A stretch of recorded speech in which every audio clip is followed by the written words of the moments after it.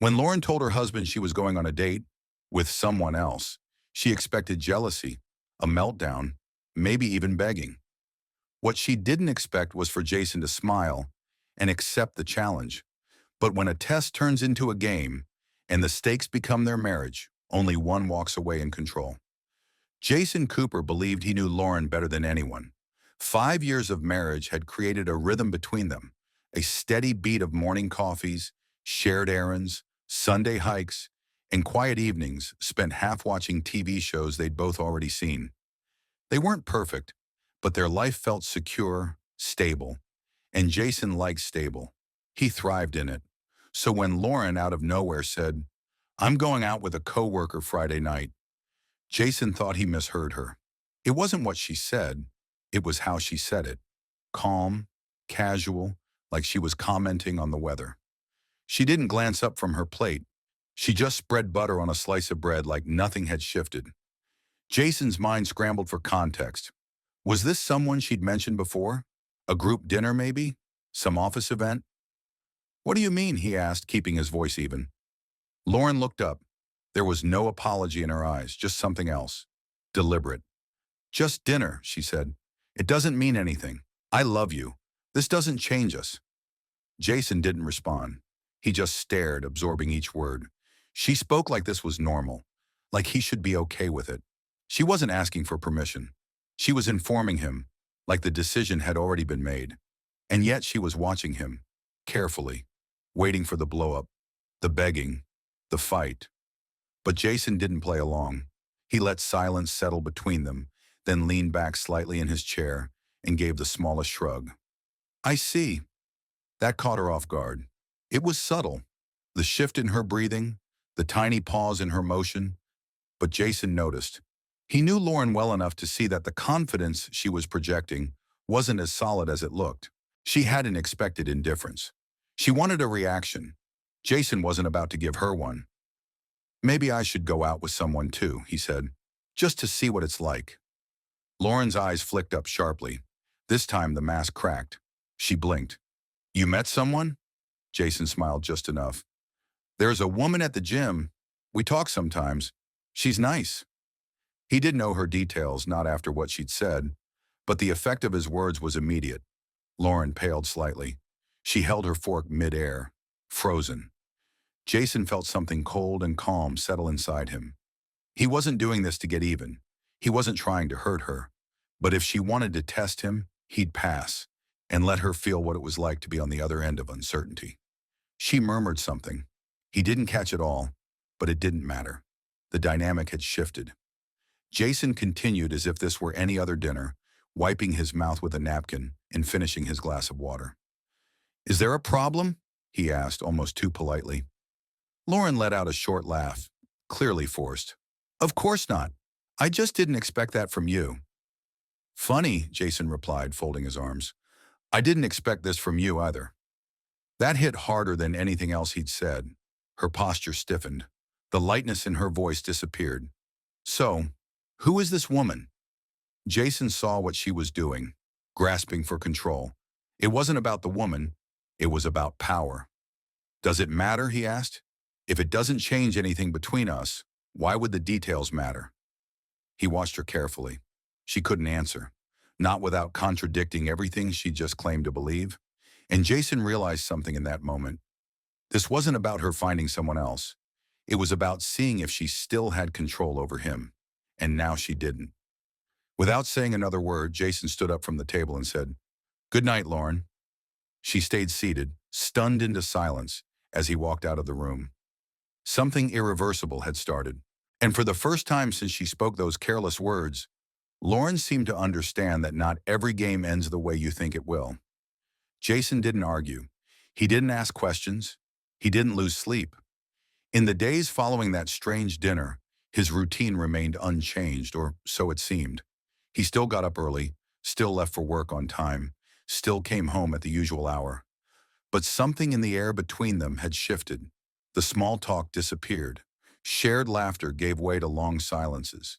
They no longer moved around each other with ease, but with caution, like strangers negotiating new terms of coexistence. Lauren noticed the difference first. She told herself it was nothing, that Jason was just processing. But deep down, something sharper began to take shape, a sense of losing ground she thought she firmly held. On Wednesday morning, she was drinking coffee when she noticed Jason standing in the hallway mirror adjusting his collar. Not unusual. What struck her was how meticulous he was, fixing his hair, straightening his posture, even checking his watch twice. Then he picked up his phone, glanced at it, and smiled faintly. It was nothing, and everything. That smile stayed with her through the rest of the day. She tried not to overthink it, but failed. Was it the gym woman? Was he really interested? Or was this still part of the game? That evening, while they sat on the couch watching something neither of them was paying attention to, she tried to feel him out. "You seem more energized lately," she said, keeping her tone light. Jason didn't even glance her way. "Do I?" She nodded. "Almost like you've been busy." This time he did look at her, but not with the confusion or guilt she expected. Instead, he seemed to study her, measuring something. "Yeah, I guess I've been making better use of my time." He turned back to the screen. That answer hit her harder than it should have. She laughed quietly, more out of habit than amusement. But her heart wasn't in it, and neither apparently was his. By Thursday, the tension was no longer subtle. Jason's phone buzzed more often. Once, Lauren heard him chuckle at a message and saw him quickly swipe it away. Another time, he came home later than usual and walked past her without a word, humming a tune under his breath. Lauren tried to stay composed, but the cracks were forming. This wasn't how it was supposed to go. Jason was supposed to resist, to fight back, to chase her. That had been the whole point of this so-called test. Instead, he was acting like he didn't care. And worse, he looked content. Friday morning, she poured herself a cup of coffee and sat at the table while Jason got ready for work. He didn't speak until he was halfway out the door. "I'm going out tonight," he said, almost as an afterthought. Lauren's hand stopped midair. "Oh?" He nodded. "Yeah, with that woman from the gym." The words hit like a direct blow. She tried to hide it, kept her tone neutral. "Right. Have fun." Jason didn't say anything else. He just left. She sat frozen for several minutes, her coffee cooling in front of her. Her plan had backfired. She was the one spiraling. And now she couldn't even bring herself to answer the messages from the co-worker she was supposed to meet that evening. By sunset, the silence in the house was unbearable. Jason didn't seem rushed when he left. He didn't ask where she was going or who she'd be with. In fact, he hadn't mentioned her supposed date at all. That was when it hit her. He didn't care. Not in the way she'd expected. Not because he was angry or detached, but because something inside him had shifted. Whatever attachment, whatever certainty she thought he'd always cling to, it was gone, and that realization crushed her. Lauren didn't leave the house. She ignored the co-worker's texts, pretending the evening was just postponed. Instead, she wandered aimlessly from room to room, checking her phone, listening for footsteps, watching the clock. She wasn't waiting for her date. She was waiting for Jason, for a message, for a second thought, for something, anything, that would prove he wasn't serious. But he didn't message her, and he didn't come home early. When he finally walked through the door, it was past 3 a.m. He moved with ease, not drunk, not disheveled, just calm. He hung up his jacket and noticed her still sitting on the couch, awake. If he was surprised, he didn't show it. "How was it?" she asked, the words leaving her lips before she could decide if she really wanted the answer. Jason looked at her and replied, "It was good." Then he walked to the bedroom. No explanations, no apologies. She sat alone for hours, staring at the space he'd left behind. The silence was no longer just uncomfortable, it was suffocating. She had expected to shake him up.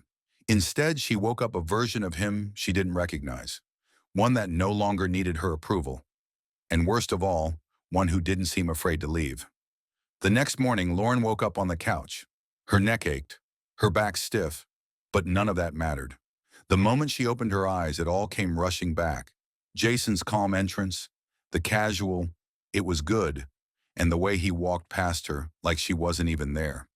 She got up slowly and walked to the kitchen. Jason was already there, drinking coffee and scrolling through his phone, like any other day. Except it wasn't. Not for her. She cleared her throat. You got home late. Jason didn't look up. Yeah, just that. No explanation, no detail, not even a pause. Lauren sat down across from him, searching his face for any sign that this was still a bluff, that he hadn't crossed a line. But what she saw was worse than anger or guilt. He looked unaffected. Jason, she said, her voice more fragile than she wanted. What are we doing? He finally met her eyes, and the calm in his expression unsettled her more than if he'd exploded. He didn't speak immediately. Instead, he just looked at her like he was deciding if it was even worth answering. You tell me, he said. This was your idea, wasn't it? Lauren opened her mouth, but no words came out. I never thought you'd take it seriously, she finally admitted, her voice cracking. Jason let out a quiet laugh, not amused but almost relieved. And what did you expect? That I'd beg you to reconsider? That I'd chase you down and fight for something you were already walking away from? I wasn't walking away, she protested. No? Jason leaned back slightly. Then what do you call suggesting a date with another man? A bonding exercise? She flinched. It was a mistake. I messed up. Jason nodded slowly, almost like he was expecting that line. But he didn't soften. I've spent the last few days thinking about this, he said. Not just about what you did, about what it means that you'd even go there, that you thought I'd tolerate it, that you thought it was a harmless test. I didn't mean for any of this to happen, she said. But it did, he replied. The words sat heavy in the space between them. Lauren tried again, desperate now. Maybe we just hit a rough patch. We can fix this. Jason stood up, took his mug to the sink and rinsed it. Then, without looking at her, he said, Thank you for showing me who you really are. That broke something in her. She followed him to the hallway. Jason, wait, but he kept walking. By late afternoon, Lauren noticed a stack of papers on the bedroom table. Divorce filings, already signed. Panic replaced pride. She grabbed the documents, flipping through them as if there might be some clue that this was all still part of the game. But Jason wasn't playing anymore. When he entered the room with a suitcase, her panic turned to desperation. You're really leaving? She asked. He didn't stop packing. The quiet zip of the suitcase answered for him. This went too far, she said quickly.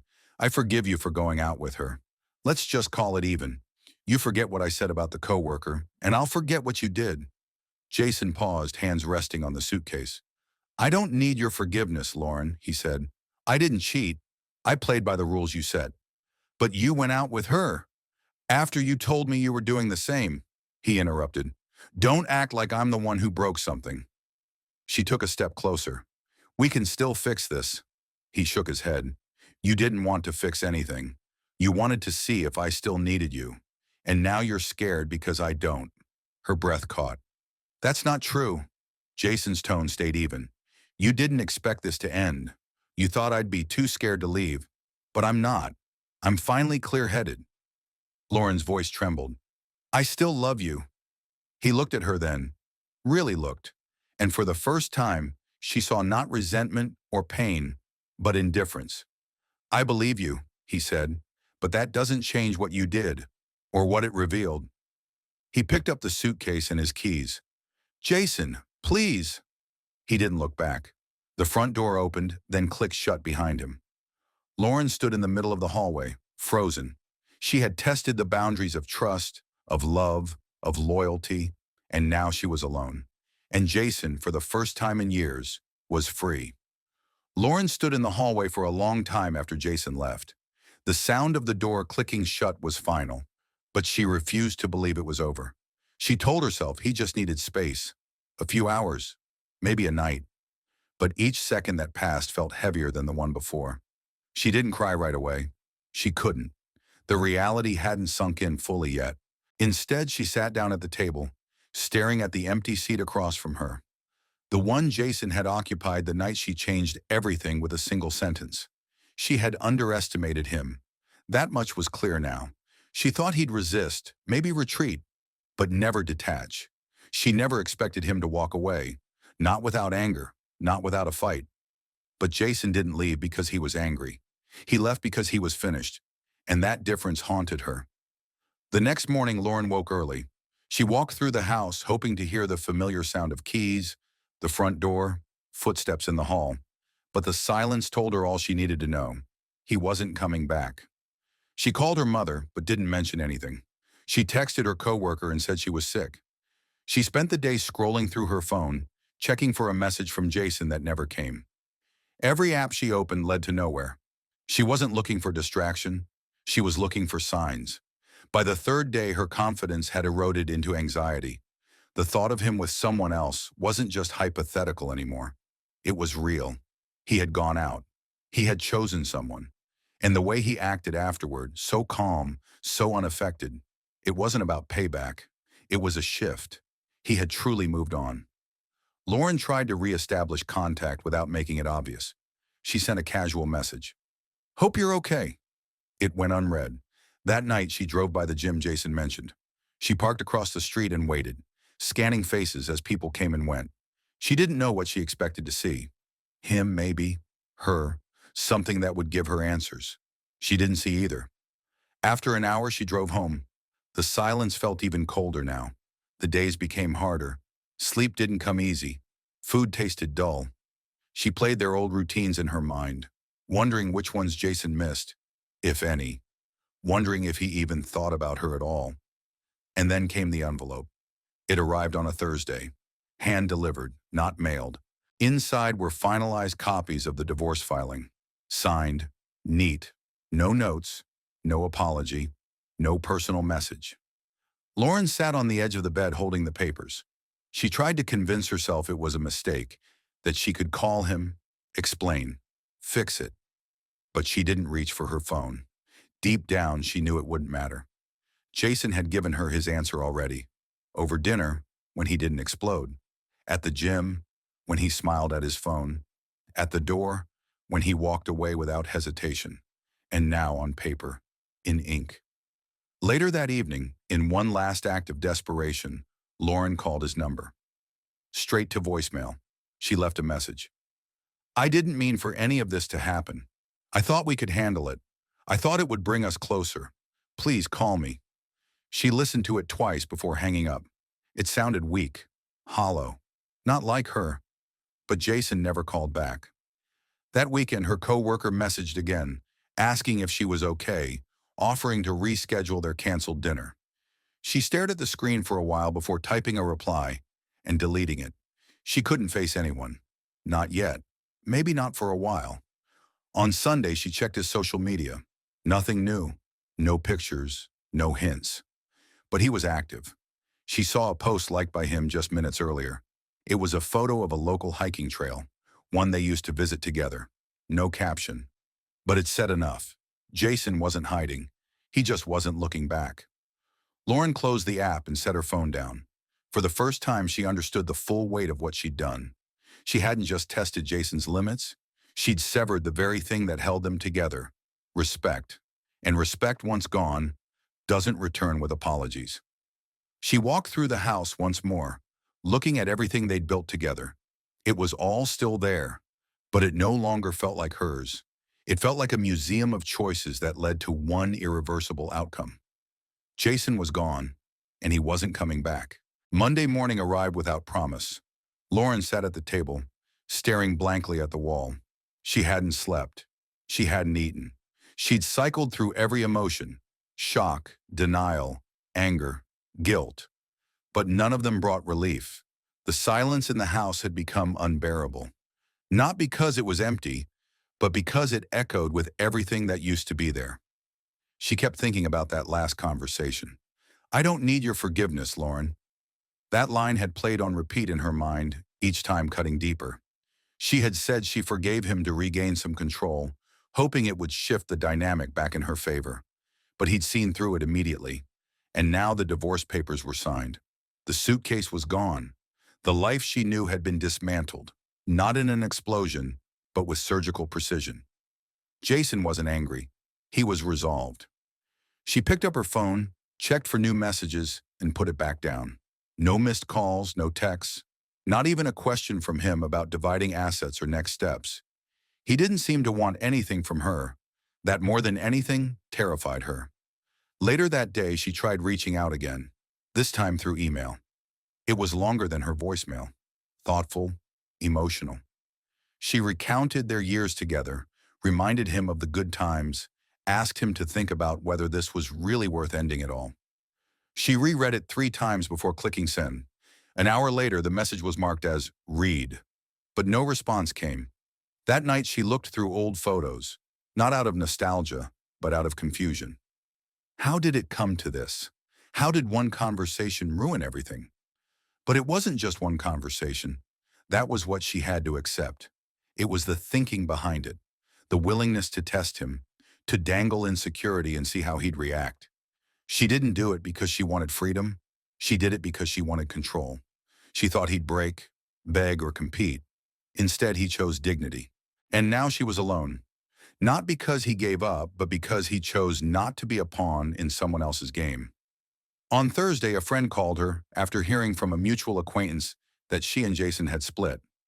Lauren didn't deny it. She gave a vague explanation, then quickly ended the conversation. She didn't want sympathy. She didn't deserve it. That night, she returned home to find a manila envelope slid under her door. Inside were documents related to their shared accounts, car titles, and household responsibilities. Everything sorted, clean, no note attached.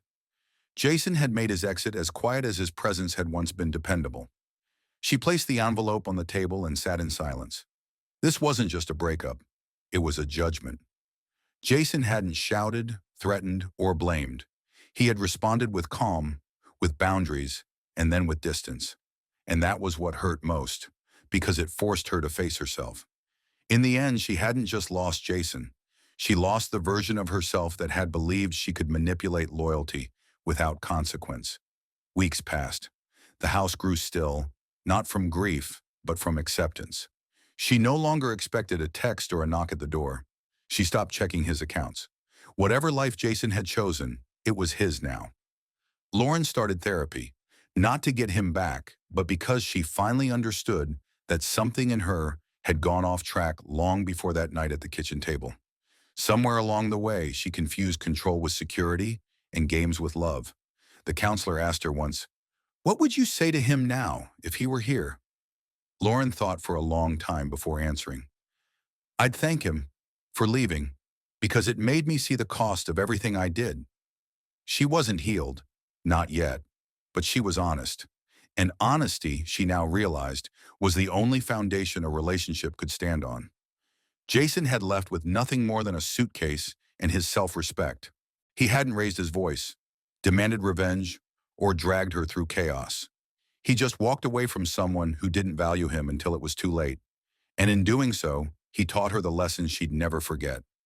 Some losses are earned, some endings are deserved.